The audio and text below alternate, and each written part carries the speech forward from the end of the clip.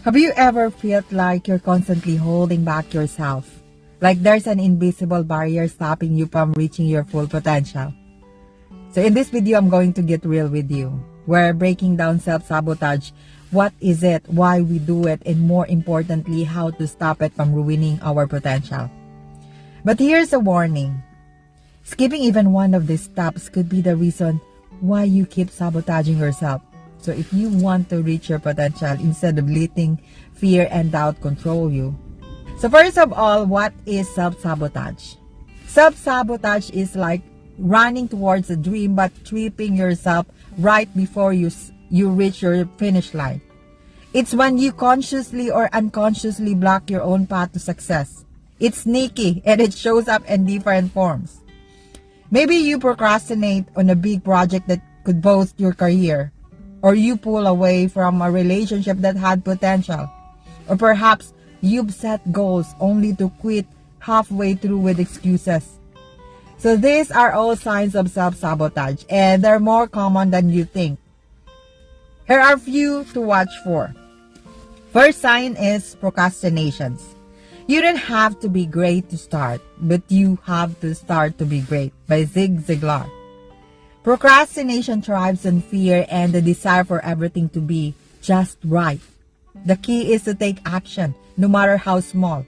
So I've learned that getting started is often the hardest part, but once you do, momentum takes over. Progress isn't about perfection, it's about moving forward. So I once had this big project at home, a chance to show my skills and potential, get paid.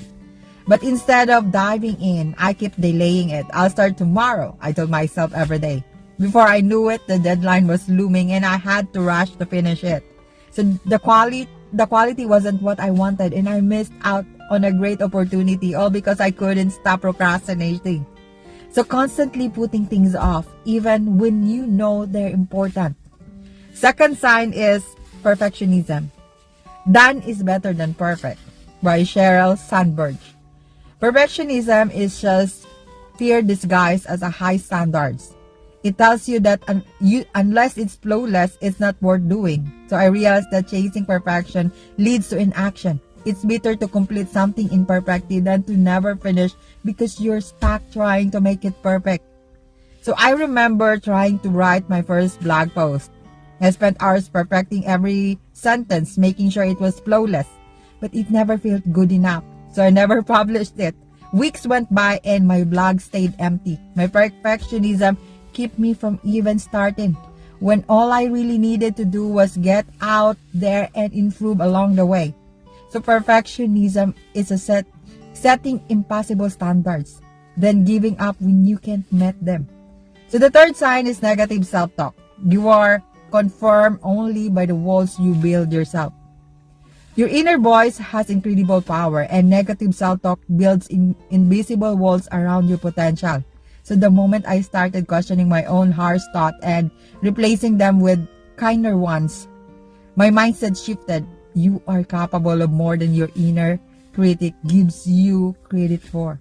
So a few years ago, I signed up for a public speaking course because I wanted to improve my communication skills. But every time I stood in front of my computer, my mind would say, "You're going to mess up. You're not good at this. Why even try?"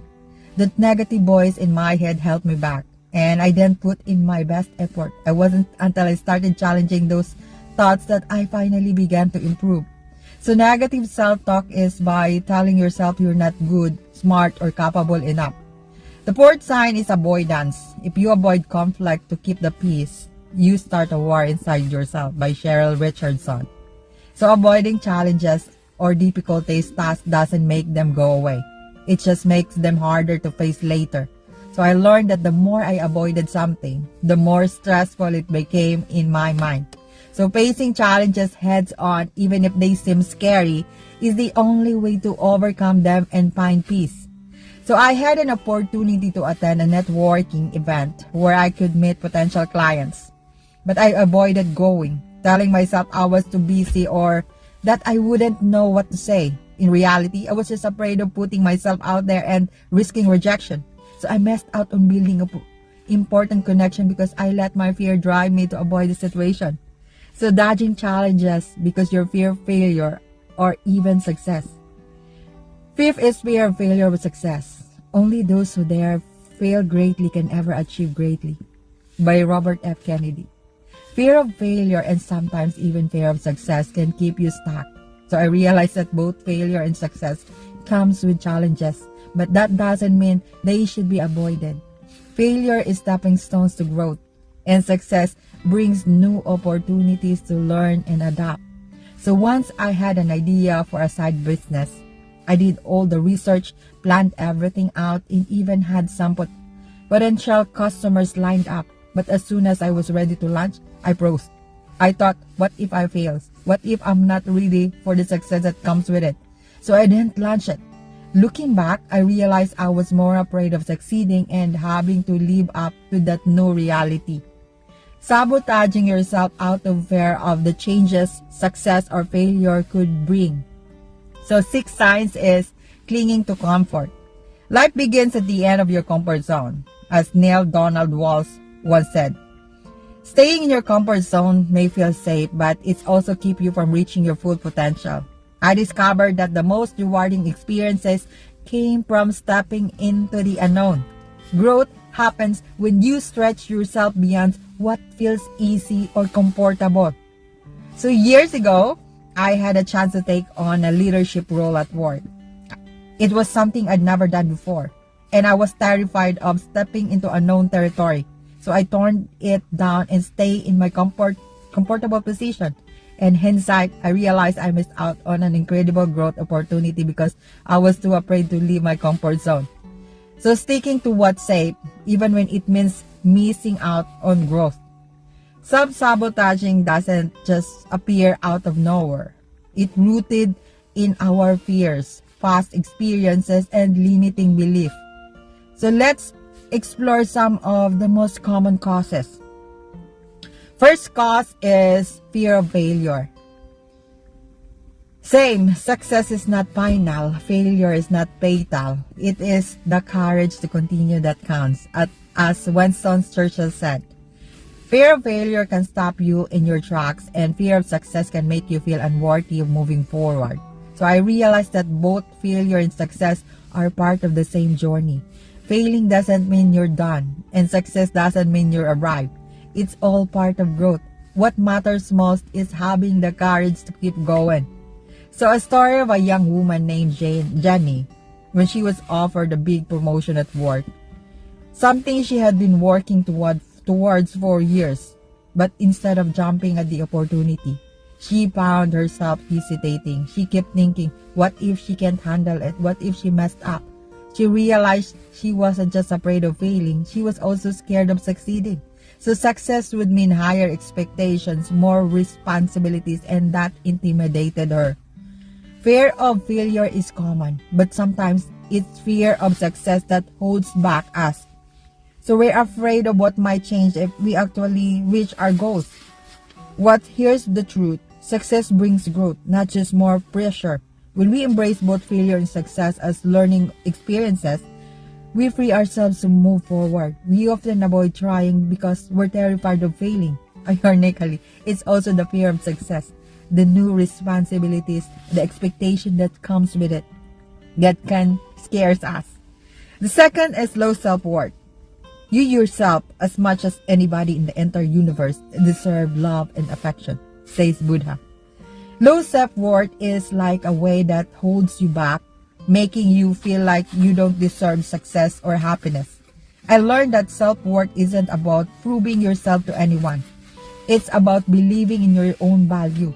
The moment I started treating myself with kindness, I give a close friend, things started to change. You had to believe you are worthy of a good things coming your way. So I once had a chance to be with the social people here in our place. But instead of feeling excited, I felt out of place. I thought, why would they pick me? I don't deserve to be here. So I ended up pulling back and not giving my best effort because I didn't believe I was good enough to be in the room.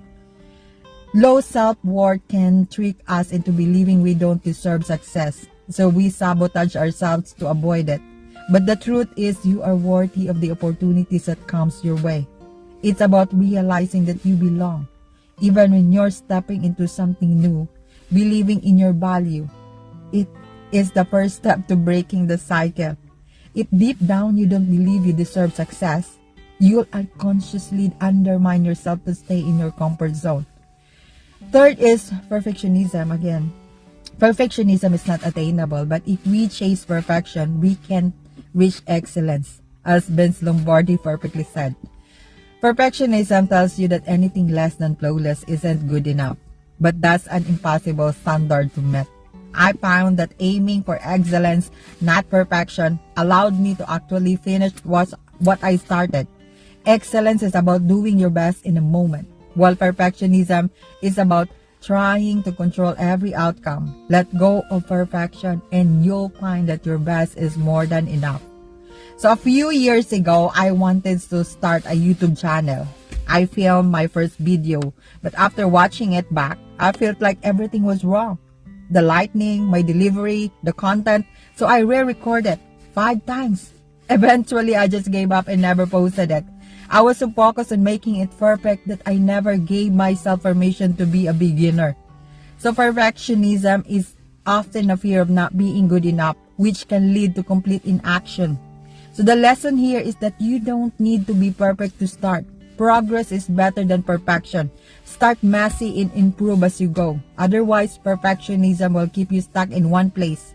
Perfectionism isn't about striving to improve. It's the fear of never being good enough. So instead of trying, you freeze. The fourth is comfort zone. So you miss 100% of the shots you don't take, by Wayne Gretzky. Your comfort zone is a safe space, but it's also a cage that keeps you from reaching your potential. So I used to stay where things felt easy, thinking that avoiding risk would protect me from failure. But I realized that by never taking risk, I was also avoiding growth. Life doesn't happen in a safe zone. Real change happen when you step out and take those changes. You take those chances. So here's the story of Anna. She was invited to speak in a big event in their hometown. Public speaking wasn't her thing. And even though she knew it could open doors for her career, she turned it down. She told herself she wasn't ready. But really, she was just scared to step outside their comfort zone and risk failing in front of others. So your comfort zone may feel safe, but it's also where growth goes die. Staying where it's comfortable means never facing failure, but it also means missing out on the opportunities that lead to success. So the best thing in life often comes when you take rest and embrace discomfort. The safety of the comfort zone can bring paralyzing. Staying where it's familiar may prevent failure, but it also stops growth. Fifth is old patterns. As Aristotle once said, we are what we repeatedly do.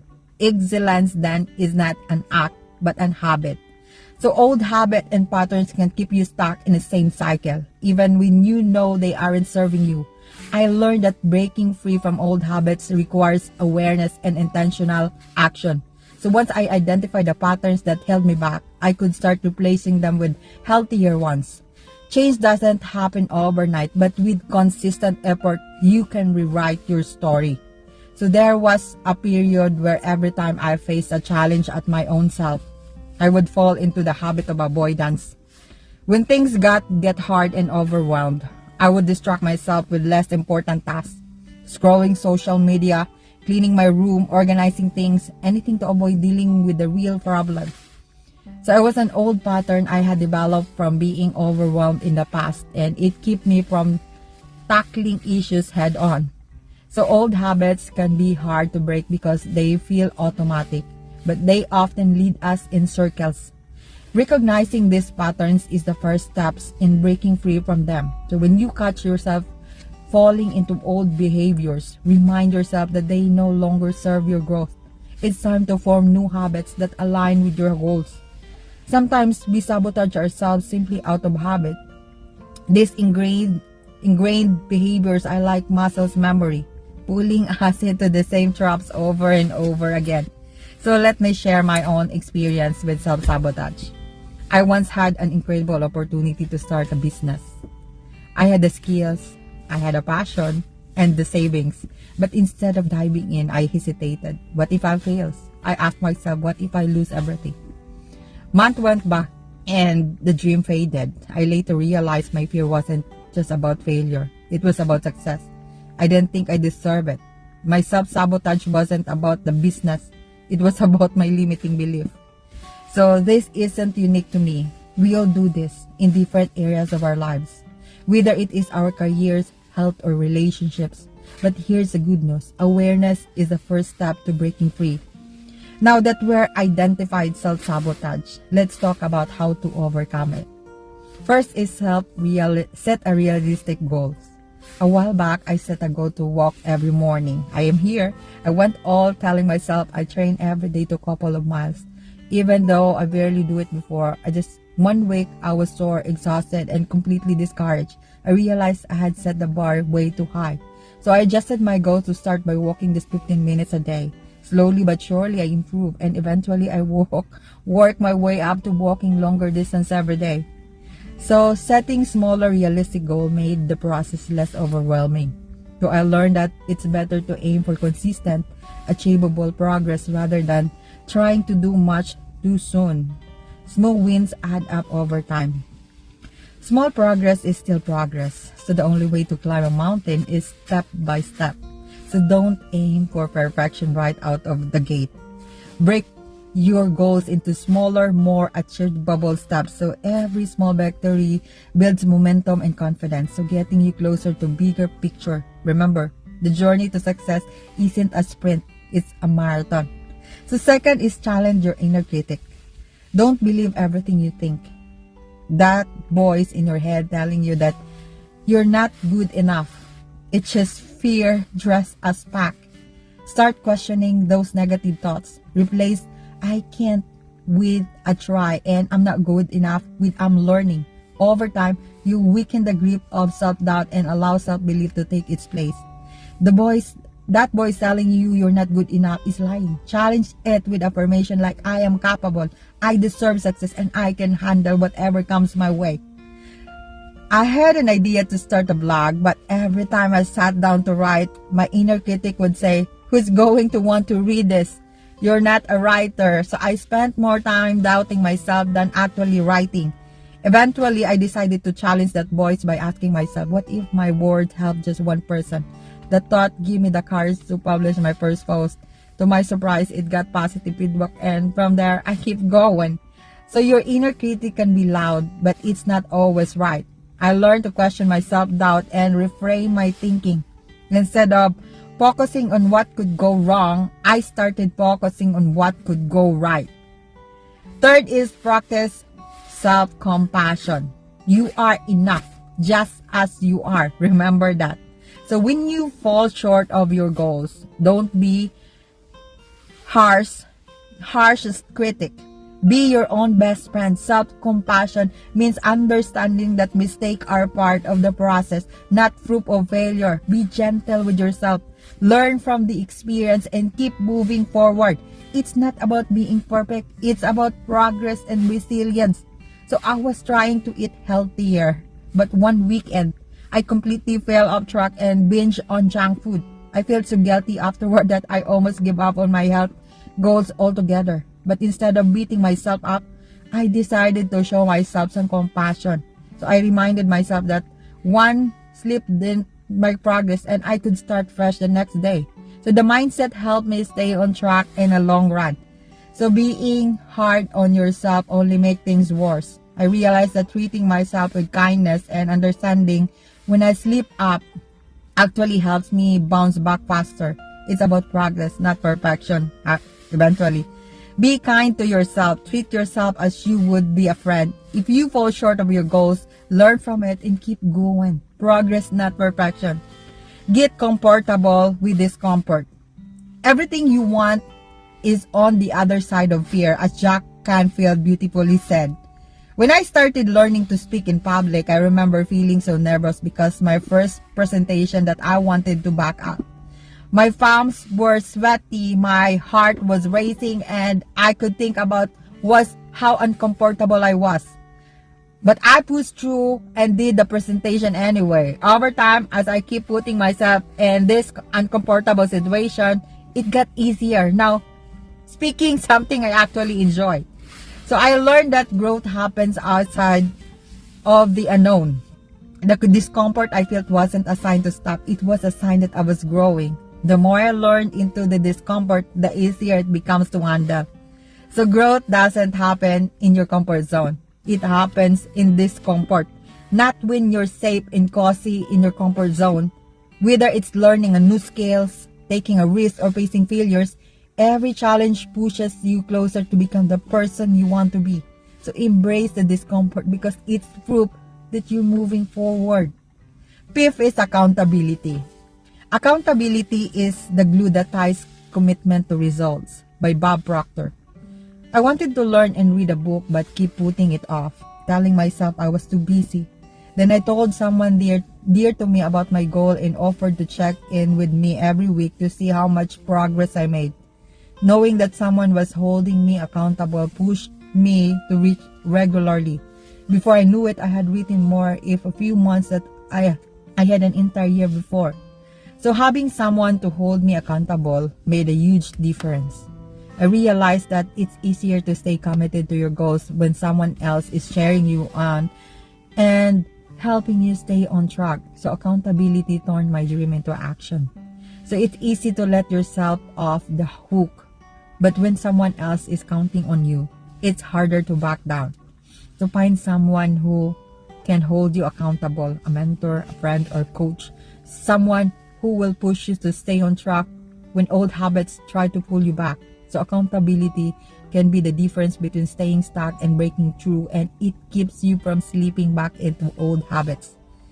To truly overcome self-sabotage, you need to live with intention. Here's how. First intention is shift your mindset. The only limits to the possibilities in your life tomorrow are the buts you use today. As Les Brown wonderfully said, your mindset is a lens through which we view the world. I realized that every time I said I can't or I'm not ready, I was creating barriers in my own mind. When I started shifting my thinking from I can't to I can learn, doors started opening. A small change in mindset can completely transform what you believe is possible. Believe in your potential and you'll act accordingly. So I used to approach my work with a mindset of I'm not sure if I can do this, especially when tackling new projects. One day I decided to try something different. Instead of doubting myself, I told myself I can figure this out. The small shift in mindset completely changed how I approach challenges. I started finding solutions instead of getting stuck in self-doubt. So your mindset is the foundation for your actions. When you believe you're capable, your actions align with that belief. Shift from a mindset of doubt to one of possibility, and you'll find that your approach and your results start to change for the better. So believe you are deserving of success, and you'll act accordingly. If you believe you're doomed to fail, you'll subconsciously make it through. Second intention is set boundaries. You have to decide what your highest priorities are and have the courage, pleasantly, smilingly, non-apologetically, to say no to other things. By Stephen Covey. Boundaries aren't about saying no to others. They're about saying yes to yourself too. I used to take on too many commitments, thinking it was what I should do, but I realized that without boundaries, I was running on empty. Now, I protect my time and energy by setting clear limits, and it's allowed me to focus on the things that matters most. So boundaries aren't barriers. They're bridges to a more balanced and fulfilling life. So I used to say yes to everything. Extra work, give to those who asked for favors, social events, even when I was overwhelmed. I thought being helpful would make me more valuable, but it did was leave me exhausted and unproductive.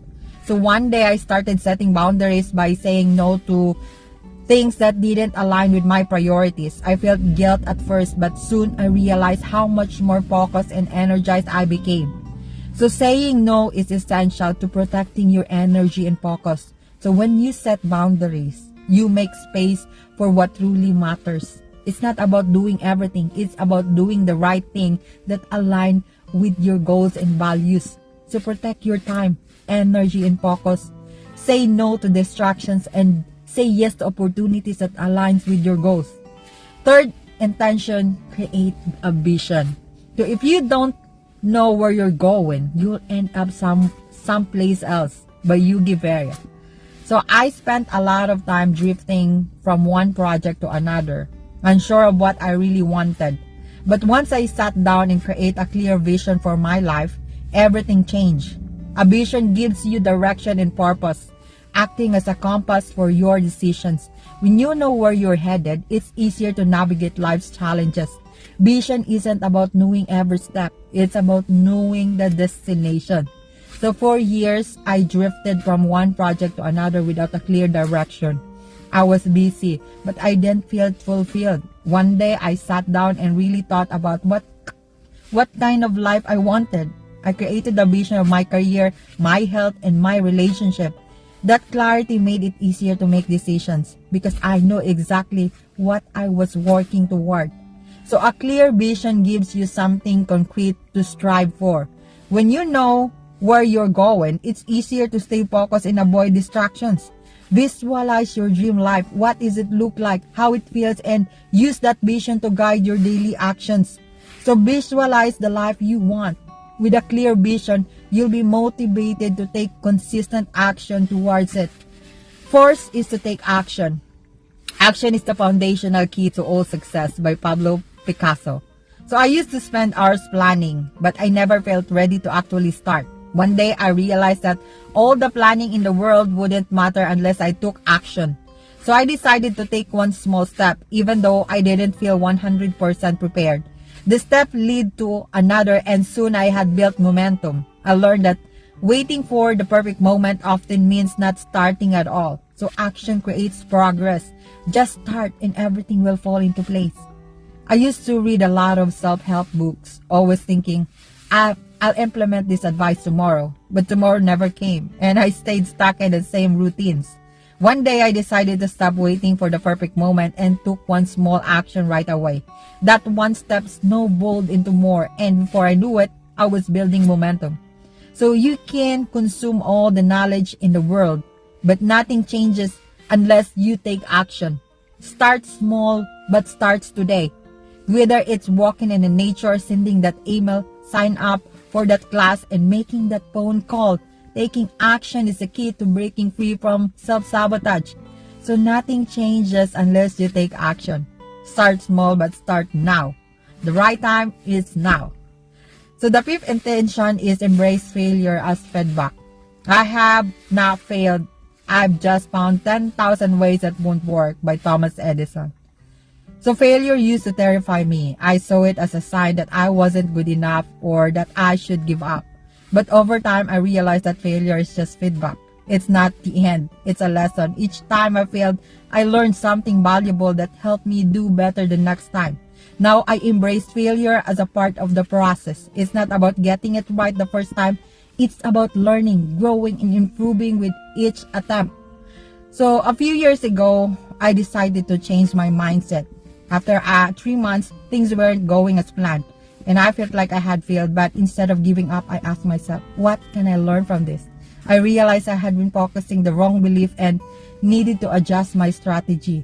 Once I made those changes, my way of thinking started growing.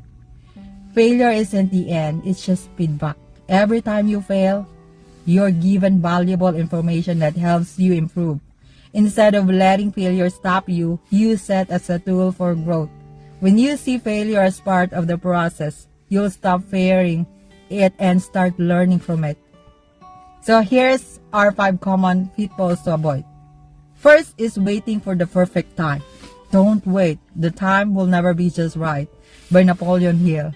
So perfection is an illusion. Waiting for the right moment often leads to endless delays. The truth is the perfect time is now. Progress is made when you take action despite the imperfections. Start when you are with what you have. Everything else will fall into place along the way. So I've always wanted to start my own podcast. I had ideas, topics, and even the equipment. But every time I thought about starting, I convinced myself that the timing wasn't right. So I do it when I'm less busy or I need more research. I keep telling myself months passed and the perfect time never came. Eventually, I realized that waiting for the perfect moment was just an excuse to avoid the fear of starting. So the perfect time never arrives. I've learned that the only way to move forward is to start now with what you have. Perfection can build along the way, but momentum comes from taking the first step. The perfect time doesn't exist. Start now. Second is comparing yourself to others. Comparison is the thief of joy, as Theodore Roosevelt once said. Your journey is unique, and comparing it to someone else's only steals your happiness and confidence. Focus on your own path, your own growth. You have your own timeline, and the only person you should compare yourself to is who you were yesterday. So I used to scroll to social media and see people my age achieving so much. Starting businesses, traveling the world, getting promotions, going everywhere. It made me feel like I was falling behind. Like no matter how hard I tried, I wasn't doing enough. I became so focused on what others were doing that I forgot to appreciate my own progress. So this comparison drained my motivation, and I found myself stuck in a cycle of self-doubt. I realized that everyone has their own journey, and comparing yourself to others only distracted me from mine. Now I focus on my own goals and celebrate the small wins along the way, knowing that my path is unique to me. Focus on your own journey. Comparison will only steal your joy. Third is overthinking. So you don't have to see the whole staircase. Just take the first step, by Martin Luther King Jr. Overthinking leads to paralysis. When you analyze every what if, you often talk yourself out of taking action. Instead of getting lost in the details, take the first step. Momentum builds with action, not over-analysis. I had an idea for a side business that I was really passionate about. But before getting started, I started overthinking every detail. What if no one interested? What if I fail? I spent weeks analyzing every possible outcome, planning every scenario in my head. And by the time I finished overthinking, I had lost the excitement. I didn't move forward because I got stuck in what if. So overthinking kills actions. I learned that sometimes you just have to take the leap and trust that you'll figure things out along the way. So the first step doesn't need to be perfect. It just needs to be taken. Stop overanalyzing and just act. Overthinking will only paralyze you. The fourth is not prioritizing self-care. You can't pour from an empty cup. Take care of yourself first. Self-care isn't selfish. It's essential. When you neglect your physical, mental, and emotional well-being, everything else suffers. Prioritizing self-care ensures you to have the energy and clarity to tackle your goals without burning out. So there was a point in my life where I was working non-stop. I thought that if I keep pushing, I'd get ahead faster. But I wasn't sleeping well, eating poorly, and never took time to rest. Eventually, I burned out, and it took me weeks to recover. I was so focused on getting things done that I forgot to take care of myself. I realized that self-care isn't optional. It's essential. Taking care of my body and my mind allows me to be more productive and creative. Now I make sure to set aside time for rest, exercise, and things that make me feel good, knowing that when I feel better, I do better. So burnout is real. Take care of your mind and body so you have the energy to keep pushing forward. 5 is letting fear control you. Courage is not the absence of fear, but the triumph over it, by Nelson Mandela. Fear will always be present when you're stepping into new territory, but it doesn't have to control your action. The key is to feel the fear and move forward anyway. Courage isn't about not being afraid. It's about taking action despite the fear. So I had the opportunity to present my ideas to upper management at work. It was a huge chance to get noticed, but I was terrified of missing out. The fear of saying the wrong thing or not being good enough was so overwhelming that I almost backed out of, So at the last minute, I decided to push through the fear that give it my best shot. To my surprise, it went well and I received positive feedback. So fear will always be there, especially when you're stepping outside of your comfort zone. But I've learned that if you let fear control your actions, you miss out on opportunity for growth. So the key is to feel the fear and do it anyway. You never know what's waiting for you on the other side. So courage isn't the absence of fear, it's action despite it. Feel the fear and take the leap anyway. So when you stop sabotaging yourself, here's what you gain. First, confidence. With realization of one's own potential and self-confidence in one's ability, one can build a better world. As Dalai Lama perfectly says, overcoming self-sabotage builds confidence because you prove to yourself that you are capable. Each time you push past your doubts and take action, you reinforce the belief that you can handle challenges. Confidence is a muscle. The more you use it, the stronger it gets. So I used to struggle with speaking up during like this. I would sit quietly even when I had good ideas because I was afraid they wouldn't be well received. But one day I decided to push past that fear. I shared an idea and to my surprise, it was welcome. That small moment of courage gave me a confidence boost. And after that, I found myself speaking up more often like this. So each time I felt more confident in my abilities. So when you stop sabotaging yourself, you begin to see what you're truly capable of. Confidence doesn't come from being perfect. It comes from taking action despite your fears. The more you push through, the more your confidence grows. By taking action, you prove to yourself that you are capable. So the second you gain is clarity. Clarity comes from action, not thought. So I used to say yes to everything, from extra work, tasks to social events, and I was constantly overwhelmed. I wasn't sure what I really wanted out of life, and I felt pulled in 1,000 directions. It wasn't until I stopped and asked myself, what do I really want? That I gained clarity. I started saying no to things that didn't align with my goals, and thought my path became much clearer. Self-sabotage clouds your vision by distracting you from what really matters. When you let go of behaviors that hold you back, your goals came into focus. Clarity is about knowing what you truly want and taking intentional steps towards it. So self-sabotage clouds your judgment, leaving you uncertain of your path. So when you stop sabotaging yourself, your vision becomes clearer. You know what you want it, and how to get there. So clarity allows you to make decisions with purpose and directions. Without sabotaging, clouding your vision, your path becomes clearer. So third that you gain is fulfillment.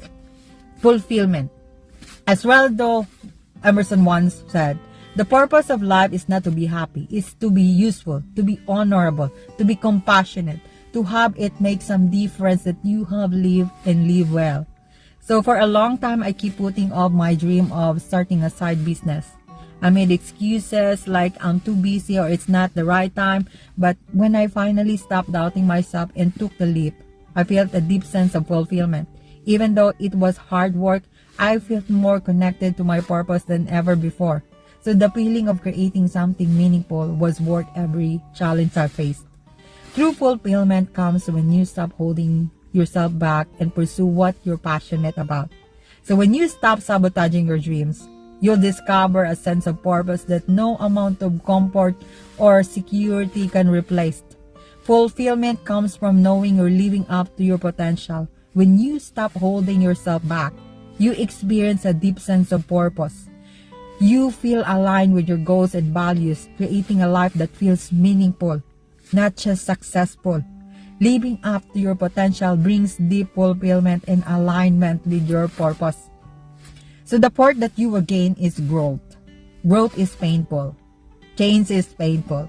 But nothing is as painful as staying stuck somewhere you don't belong.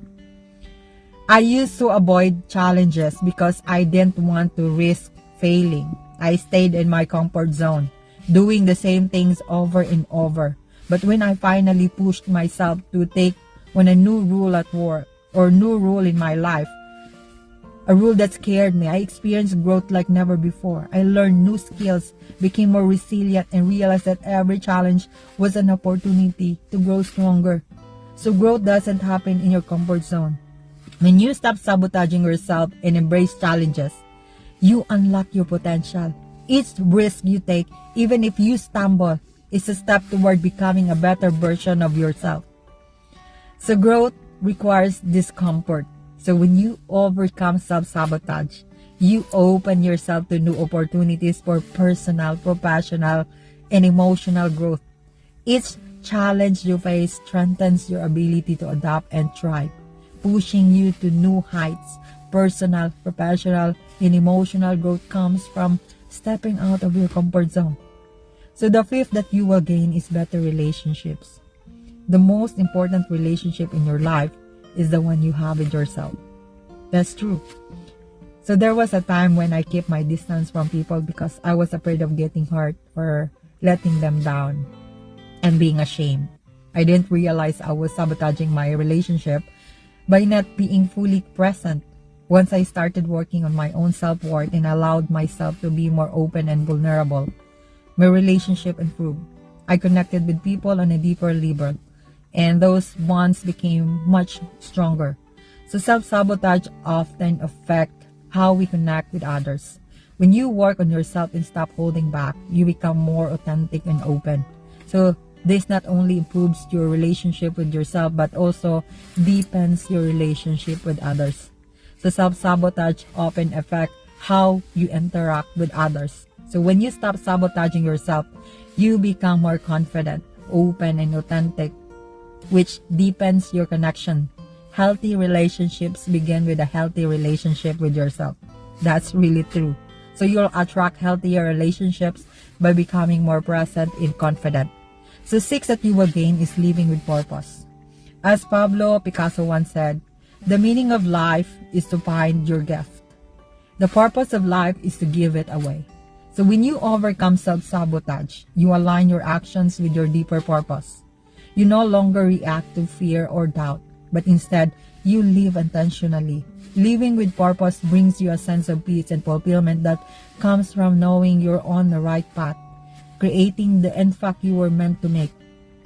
So I used to drift through my days without a clear sense of purpose. I was just going through the motions and it left me feeling unfulfilled. One day I took a step back and reflect on what truly mattered to me. I started aligning my actions with those values, whether it was in my work, personal life, or even hobbies.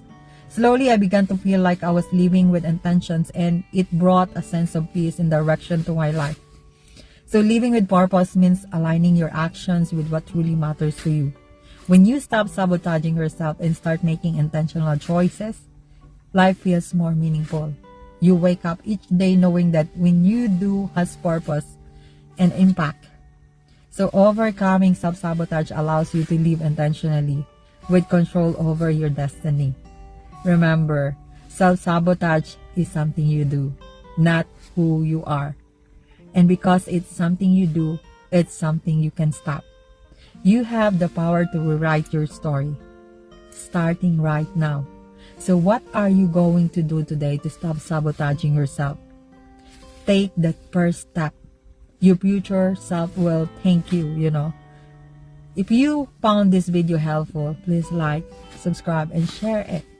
Let's continue this journey of growth and self-awareness together. Leave a comment below if you ever struggled with self-sabotage and how you work to overcome it. Your story could inspire someone else. Thanks for watching, and if you want to know how to stop being non-reactive, check out this video here. Thank you so much. Have a great snowy day. It's a cold day today. Thank you.